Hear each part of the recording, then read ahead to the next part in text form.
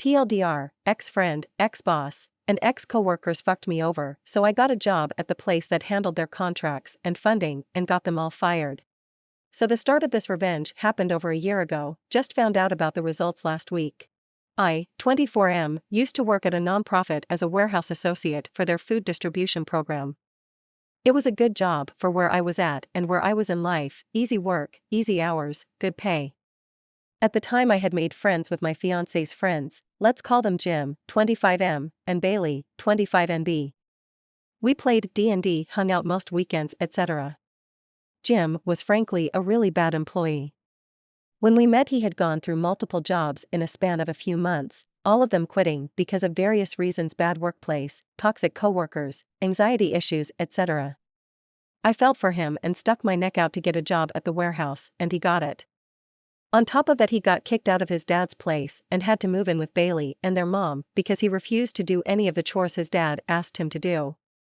All was going well for a while. He was only working part-time, but he seemed to enjoy the new job, got along with everyone, and we had a good time working together. Even though I'm a few years younger than him, I have a lot more work experience than he does, so I was even able to mentor him in good work ethic, how to run forklift/warehouse equipment, and how to get his job done better and more efficiently. Because of me, him and I were the only competent employees in that warehouse for a few months, as we had 2 other associates that were constantly showing up late, leaving early, always on their phones more than working, etc. We will call them Mary, 29F, and Zeke, 20M. Relevant later in the story.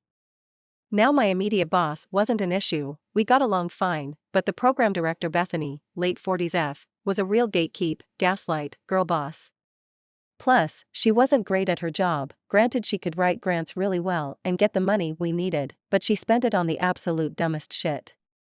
$30,000 plus for a cargo box cooler for outside that wasn't meant to be ran 24/7, blew up after a year and a half, tiny electric forklifts that could barely lift 300 pounds, a $80,000 gas engine Ford F-250 with a lift and bull bars to pull a trailer that barely weighed a ton, a 30-foot mobile pantry tiny house, and solar panels for it that never got installed, and 2 single-axle box trucks that weren't anywhere near rated to haul what we were loading them with.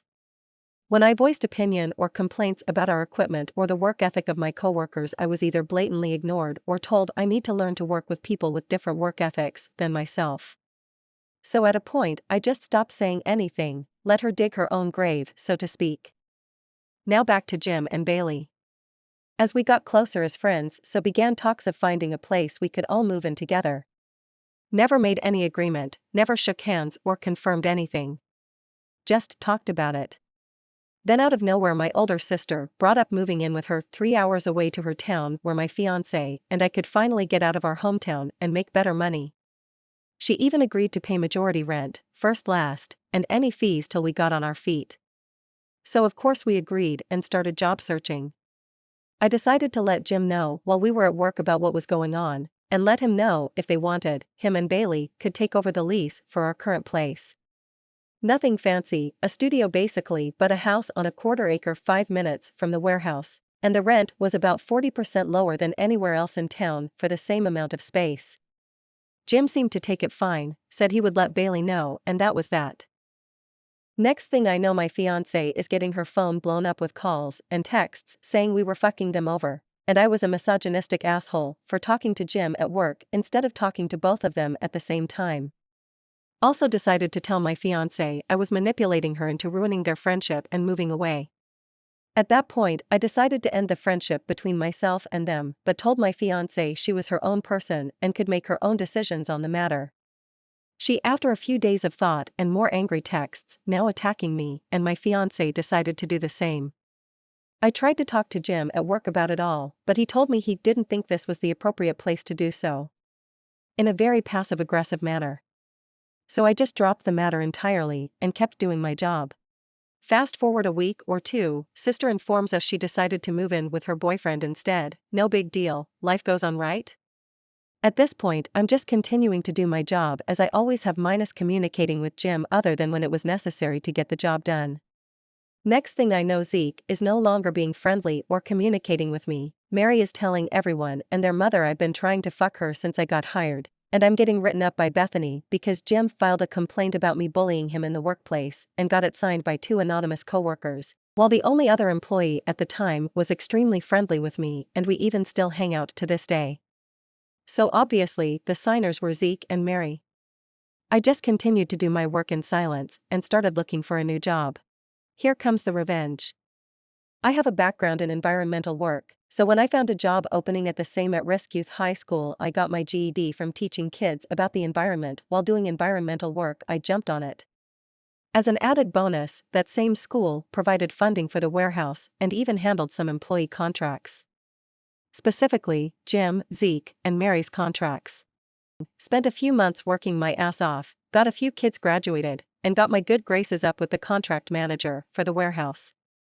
I started expressing small opinions at first, like how some people working at the warehouse didn't show the best work ethic even though they had been there for 3 years. How some would shown up to work late and hungover. And how others took advantage of the workplace and would leave early every day and take boxes of food for themselves. Then the contract manager started asking me questions. Specific ones about certain employees and certain program directors. So I shared them, all of them, every single dirty little secret in that warehouse. This post is already long enough, but trust me, there were enough things to tell her about Zeke, Mary, Jim, and Bethany to write a fucking novel. She just wrote them down and I never heard an update. Alright with me, I've worked long enough to know shit rolls downhill whether I know about the results or not. Fast forward almost a year later, contract to the school ends, decided to move on to try and find a more lucrative job so I can start building a family. Poor decision on my part, but hey, life goes on. End up working at a grocery store, money gets tight and I talk to my former manager at the warehouse, the one that I was cool with, and he says I can come in and pick up some food. Begrudgingly I go the next day, doing a walk of shame, not excited to face Zeke, Mary, and Jim again after all the time passed and the waters finally calm. But when I walk in, it's just the manager, no one else. I get my food and we start catching up. Turns out the shit rolled downhill and turned into a whole shitslide. Bethany got investigated by her boss about her spending so hard she resigned. Zeke, Mary, and Jim's contracts never got renewed and they all got fired. The school I worked at cut funding to the warehouse because of finding out how Bethany was spending it, and the nonprofit restructured the whole thing to run off volunteers. At this point, I'm in my car ending the conversation with my manager. Told my manager I'm sorry and feel guilty for the pressure it's put on his job. He asked why I felt guilty. I just shrugged and said oh no reason, smiled at him and drove off with a few boxes of free food and the world's biggest shit-eating grin.